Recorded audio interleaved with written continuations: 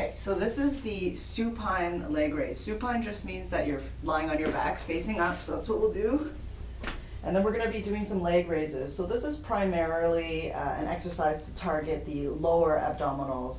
And strengthening your lower abdominals is a really important thing to do, especially if you have low back pain or just stiff low back, because the lower abs and the low back muscles work in opposition to each other. So we want to try to find some sort of balance there.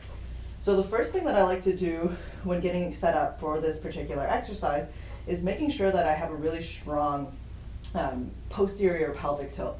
So meaning I'm trying to push my low back into the ground, and what I'll feel is my pelvis kind of roll towards me.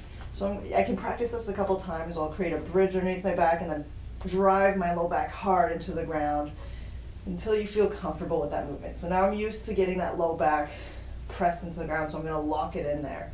From here, I don't want to change anything about my pelvic position. So I'm going to bring my legs up, keep my low back glued to the ground. Ideally, we want to be 90 degrees or just below 90 degrees. So already, I'm going to start to feel my lower abs working just from being in this position.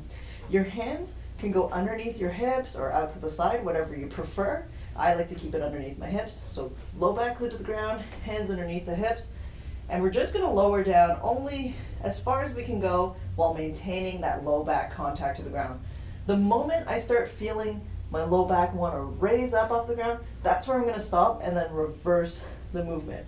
So for some individuals, it might only look like this.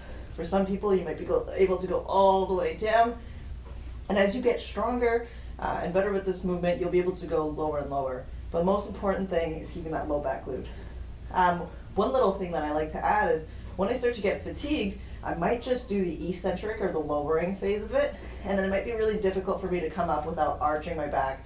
So what I'll do there is I'll just tuck my knees in to alleviate the load and then shoot it straight out again. So that way I can just work on the negative. So I'll just lower down, pull it in, and then come back up. So yeah, version 1, keeping the low back glued to the ground, just lowering down. I reach my limit where the low back just wants to feel like it's coming up, pull back in, and you can pound out your reps like that. Or lower down, I can't pull back up without arching, so I'm going to tuck it in and then shoot my legs straight out again.